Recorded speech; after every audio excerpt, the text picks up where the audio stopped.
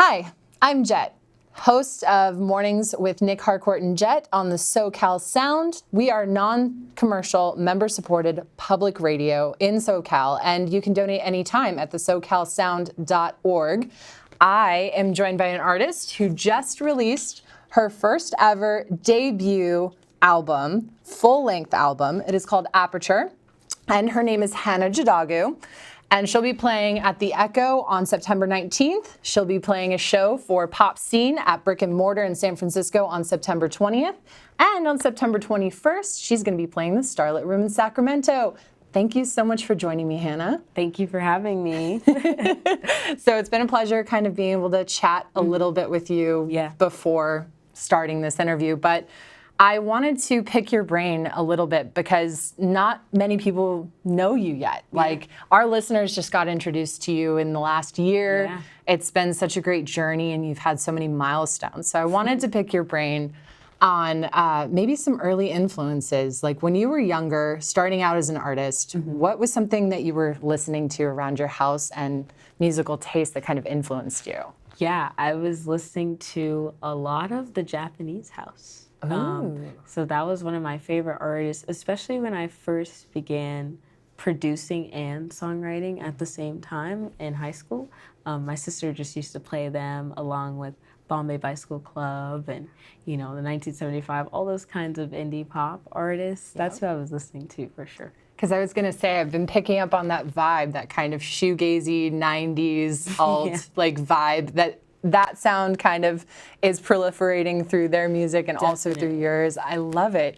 And you were, I remembered reading somewhere that like your sister was a major influence on you as when you were younger. What did your relationship kind of blossom into with your sister surrounding music? Yeah, it was interesting because I sort of always followed my sister, as my sister is older than me, in whatever activities they were doing. So it was like, you know, my sister joins choir, I join choir. My sister plays this album, I listen to that album.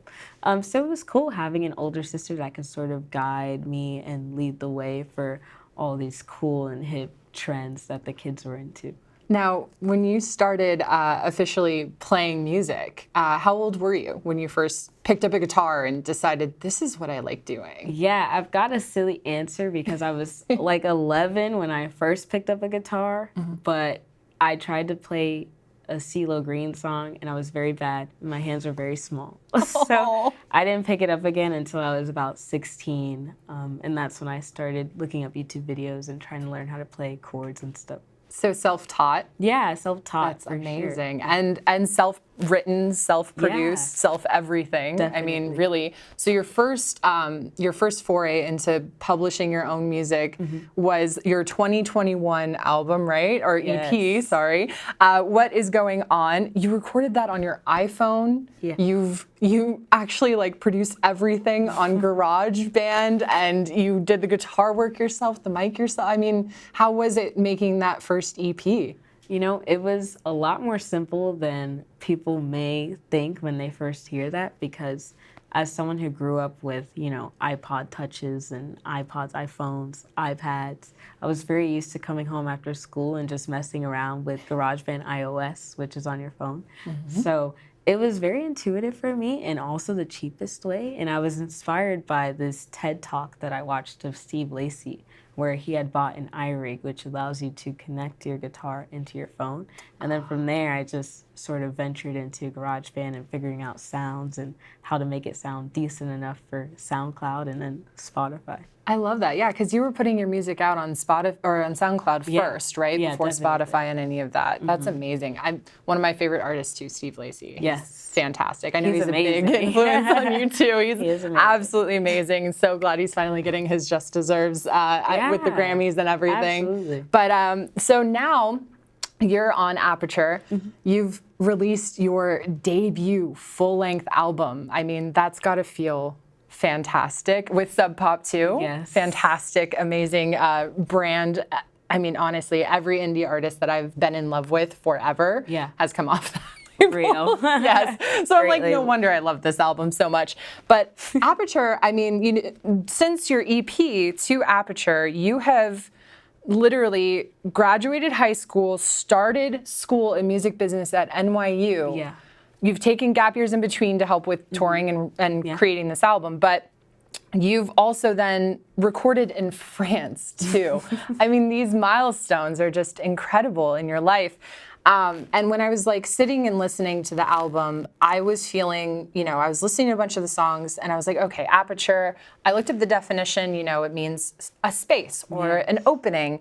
And I kind of, after listening to the album and sitting with the title, I was thinking that, it's where light enters, it's an opening, you're opening yourself up to growth, I feel like, and learning. Yes. So I really felt that was kind of where it was. So I was gonna say, like, when we were talking before, because, we chat beforehand, we kind of talked about that, like I'm gonna throw it at you, let me know if I'm wrong. Did I kind of hit it? That was really good. I feel like you honestly hit it. A lot of people sometimes get caught up in what it might mean. And I always say that it can mean whatever it wants for whoever. The interpretation. But that was a great interpretation. That's definitely where I was at when I decided to name it Aperture. That was more so my headspace. I liked it because in there you touch on themes of relationships, you touch on themes of faith, you touch on very things of gender even. And it's really incredible to your writing in that. And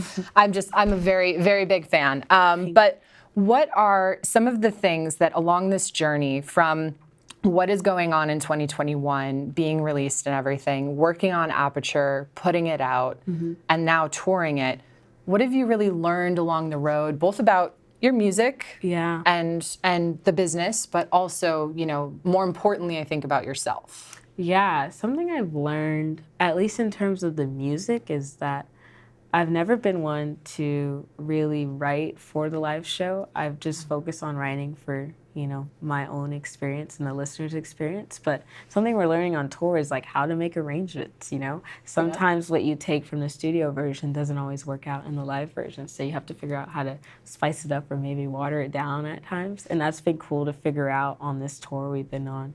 But something I'm learning about myself is just it's important to take time and to go at your own pace and to just remember that you know yourself best. So just follow what your body is telling you and your mind. And that's been something I've been trying to practice, on this tour and in between albums and school and whatnot. Yeah, it's like you got to take that time, carve out time for yourself. Yeah. So definitely self-care, I'm sure. Now that we're on that topic, what does self-care look like when you're on the road? Like, what's your thing? What is your thing to do to kind of like, let's recenter and zen myself? Yeah, I'm definitely more introverted, so something that I have to do a lot is just go to the back of the van. That's usually my row, and I always have my headphones in, listen to one of my favorite albums, and just like I'm a chronic napper. So I love it. Just like not having to be present all the time and taking advantage of moments where I don't need to be the front person or I don't need to be the leader is very important to me because that allows me to recharge so that I can step up, when it's time to play the show or like take on that leadership role. Honestly, I kind of feel very similar to you in that aspect. Is I'm that outgoing introvert. Yeah. So where I can turn it on and be there and be present and be like in, and then I need to recharge those batteries. Like you gotta reset. You have to. I love it. Yeah. I love your process. So we've talked about your journey and you're on it right now. You just launched your Aperture headlining tour, your first ever headlining tour. You're gonna be playing the Echo tomorrow, one of my favorite venues here in LA. I absolutely love that place. But how does it feel to be the headliner? Because you've opened for plenty of artists. I mean, amazing artists, Wet and Beach Fossils. I mean, to be a couple of them. But I mean, how does it feel to be on your own tour now? It's pretty surreal. I think there's definitely still parts of it that I'm trying to navigate, because like you said, I was so used to and pretty much comfortable doing the support thing. And we really got it down and we really understood what it meant to be a support band and how to win the crowd over and how to not take up too much space. But now that I'm the headliner, it's been interesting trying to figure out, how to pick up the pace and really energize a room because they're there to see you and they're paying to see you. And it's crazy to look out into the crowd and see people singing my lyrics. Like, that's been really rewarding. So I'm so enjoying surreal. It, but it's very surreal. Oh. It's different for sure. That's amazing. And at 21. Literally yes. At 21. I mean, she's 21. So I always love to kind of wrap up my interviews with this question. Yes. And of course, I kind of had to give it to you before because I don't want to just spring it on you. Yes. But if you had 3 people, living or dead, musician or not, it can be 3 people, anybody, that have had a major impact on you and your life that, let's say you had to make some dinner reservations tonight and you wanted to invite all 3. Who are those 3 people? Yes, I would say Zendaya. Oh, yeah. Excellent actress, but she also had music on Disney Channel. Yep. And I grew up on Disney Channel. Then I'd say Michael Jackson, because that was the first big pop star that I adored as a child. And you were saying you tried to emulate his dancing? And I tried to emulate some of his dance moves. Yes. I don't know if I succeeded because I was like 8, but he's definitely someone that we always had the music videos on. Like, I definitely became enamored with what it meant to be like a musician. And then my next pick would probably be Drake. Drake? Nice. Yes. So Zendaya, Michael Jackson, Drake. I love it. I love it. Hannah, it has been such a pleasure talking to you. Thank you. Good luck on your show tomorrow. I know it's going to be fantastic because it's at the Echo. You're going to have great sound and wonderful drinks. Definitely. Legal drinks. Legal drinks now because you're 21. But congratulations on Aperture. You can get it wherever music is sold. It's on Sub Pop Records. Definitely go check it out. It is worth a listen. And if you want to go see her live, she's playing the Echo tomorrow. She'll be playing in San Francisco up at Brick and Mortar on the 20th. And on the 21st, she'll be playing in Sacramento. So congrats. And I can't wait to see where this journey takes you. Thank you. Now we're going to have Hannah Jadagu play a few songs for us.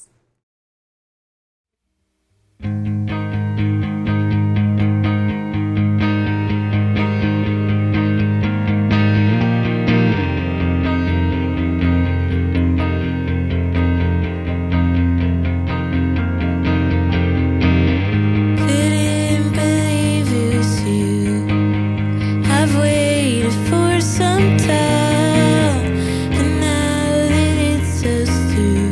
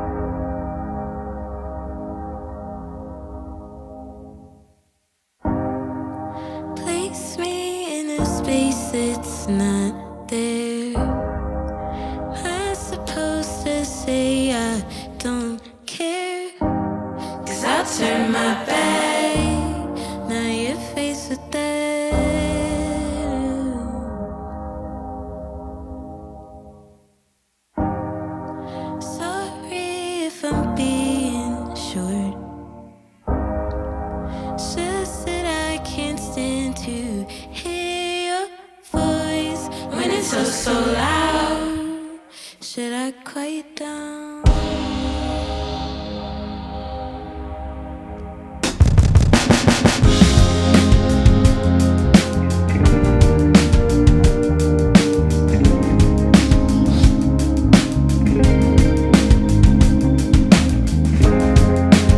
Heard it all before I moved out, asking for much more than what's right. 'Cause I turned my back and you face it down.